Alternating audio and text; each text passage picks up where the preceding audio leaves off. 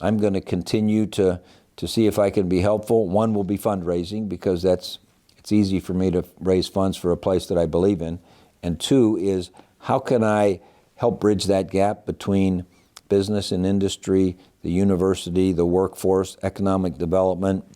That's going to be the other kind of part-time job that as I move into the next chapter. BusinessJournalDaily.com. 3 Minutes With is brought to you by Farmers National Bank. Who's the only local bank with a mobile mortgage app? Farmers.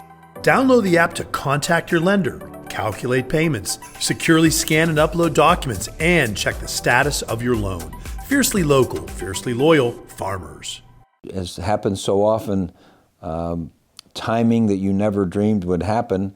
There was my beloved Youngstown State searching for a president, really searching for some stability. I think it wasn't like they were looking for someone who clearly had a lot of experience at being a president, but they were looking for someone who loved Youngstown State, someone who could bring maybe a little confidence, a little stability back to the university and back to the region.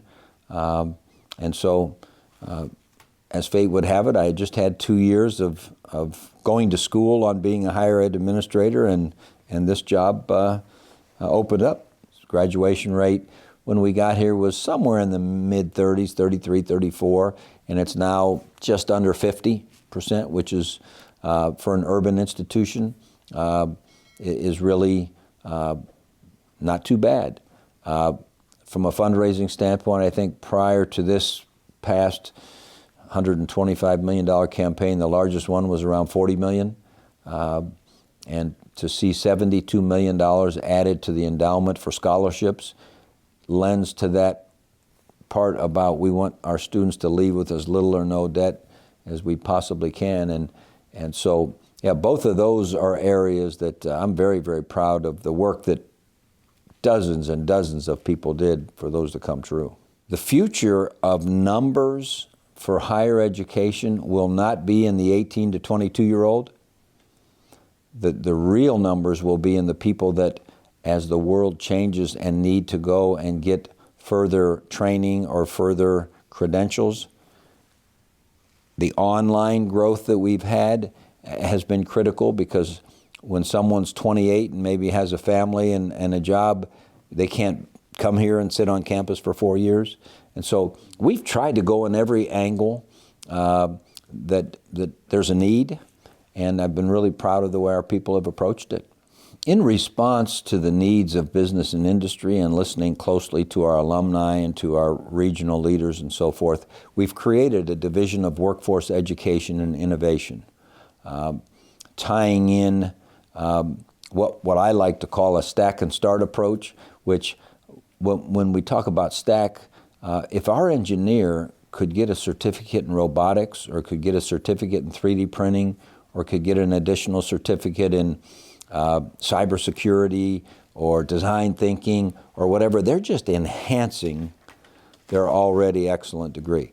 So part of our certification, credentials, short course types of things are to add value to what our students currently take.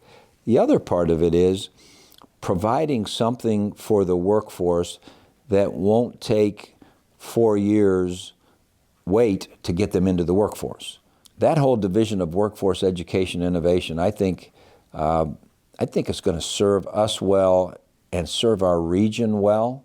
And I'm excited to watch it grow. In fact, honestly, that's one of the things that I'm going to continue to see if I can be helpful. One will be fundraising, because it's easy for me to raise funds for a place that I believe in. And two is, how can I help bridge that gap between business and industry, the university, the workforce, economic development? That's going to be the other kind of part-time job that as I move into the next chapter. What has Jim Tressel meant to this university? What I think he has done most of all is he has showed us what goodness looks like. He is a person of tremendous integrity. He has earned the trust and respect and love of this community. And those are qualities that are earned because of how he behaves as the president. And he is really, in my opinion, a stellar image of what a great president is all about. So I intend to be in direct contact with him, as I am now. And he actually, since I've been named interim president, he has been wonderful. He has guided me, he has given me his opinion, always with the understanding that I form my own, but here's what he has to say to me, and he's been great that way. There's two pieces of advice I give to anyone who's going in to take over a responsibility. One is to go in and listen real closely to what's in the hearts and minds of the people you're going to serve. And the second one is, when you go in there and be yourself. Don't go in there and try to emulate maybe someone you've worked for who had that kind of position, or the last person that had the position. Go in and be yourself. Bring what you have to offer to the situation. So if you'll listen closely to the hearts and minds and you'll be yourself, I think you'll be fine. And I can promise you, Dr. Lafferty, 40-some years of higher ed experience, a deep, deep love for Youngstown State University, which gave her her start. She's going to be fabulous. Family and friends and former players and colleagues who I haven't been available for some of their exciting times. So I want to be more available. When you are a head football coach or you're a president, 7 days a week are scheduled for you. 50 weeks out of the year are scheduled for you, which I've done that for 48 years. It's time not to be on that kind of schedule and be more available for the people that mean a lot to you. And then I think secondarily, Ellen will tell you she knows I'm not going to sit around, nor is she interested in me sitting around. And so one of the passions I have is for us to be able to raise enough money so that the Board of Trustees would approve us building a new student center. That's one project. The other project is to keep our university and our valley in the forefront when it comes to economic development activities, workforce training, attraction of business and industry.